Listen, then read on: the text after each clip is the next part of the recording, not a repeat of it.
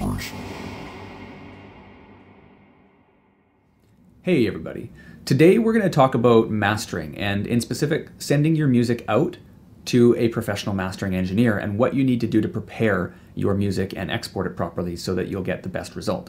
Now, I've talked a lot about the importance of understanding how to master your own music, and absolutely that's important.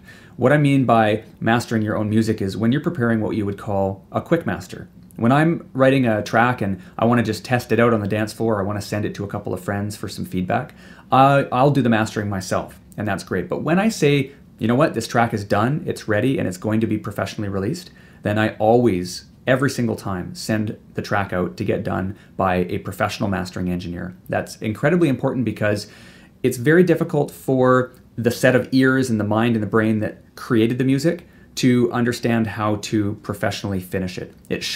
You should have a second and objective and trained set of ears on your track before it's complete. So let's talk about what you do. First of all of my tracks get mastered by a guy named Terkith at Inner Portal Studios. And I actually went to him and I asked him, what are some of the common mistakes that people make and the biggest tips that you would give them to prepare your track for mastering, specifically from Ableton? So he has 6 tips for us. The first tip is make sure that you are exporting in the same bit depth that you're producing in. I write all my music in 24-bit, which means I'm using, wherever possible, 24-bit samples. I'm recording and processing in 24-bit, and I'm exporting in 24-bit, 44.1 kilohertz. Tip number 2 is to make sure that you leave a little bit of silence at the beginning and at the end of your track.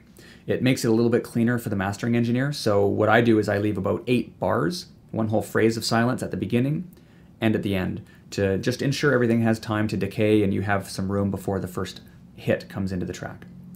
Tip number 3 is to make sure that you have absolutely nothing on your master bus. Mastering engineers like to have control over what happens on the master bus, and I like to give it to them because they know better than I do. A lot of people I see try and mix into compressors and limiters and other types of effects, and in my opinion, that's a big no-no. At no point ever should you ever have a limiter on your master bus if you're sending it to a mastering engineer. Some people think that it's good to mix into compressors. Myself personally, I don't like doing that. I find it produces bad results. It distorts my ability to understand how to balance elements well in my mix. So I would suggest you don't have anything on your master bus. If for some reason you think something is absolutely essential to the sound of your track that's on your master bus, then what Terkith says is to produce 2 versions. One with the plug-in chain on your master bus active, and one with it deactivated with a clean master bus. And that way, he has the ability to select which ones he feels he can produce the best results with. Another tip is to make sure that you leave about 6 decibels worth of headroom on your track. Now, this doesn't mean that your fader just stays in the green and doesn't go red. What this means is that you need to ensure you're 6 decibels below that 0 decibel peaking point. And what that does is it gives the mastering engineer a bit more headroom to work with in your track. You're not going to be peaking or clipping or even getting close. It gives them some nice breathing room to be able to produce great results with.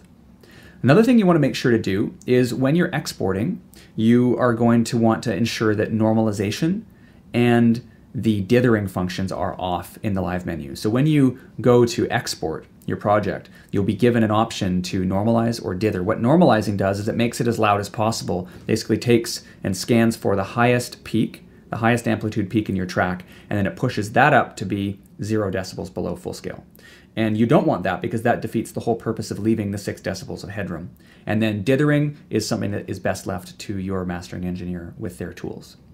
And the very last tip for you is to make sure that when you're sending a mastering engineer your track, you don't send it to them until you are 100% satisfied with it. Because once you start the mastering process, you can't make any changes, right? So if there's something you catch about it later, something you're not 100% satisfied with, mastering is pretty much counterproductive because it costs money, it costs time, and you want to make sure that your track you're totally satisfied with your mix. Now, if you have a great relationship with your mastering engineer and you do a lot of work through them, you may be able to send a draft track to them for some feedback. And if they're a nice guy, then they'll probably provide you with a little bit of feedback that'll help you to tune in your mix before sending the final to them. So that's always an option if you have a mastering engineer that's willing to do that for you and take the time.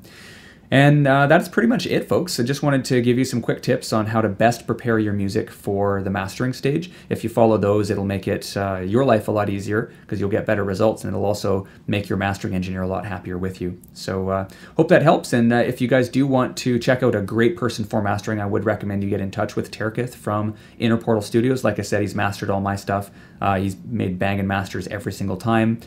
He's done the work that's been released from myself on iTunes and Beatport and stuff like that. So definitely highly recommended. And he's only $40 a track, so it's really reasonable as far as professional mastering goes. Hope you guys are doing great, and talk to you real soon. Take care.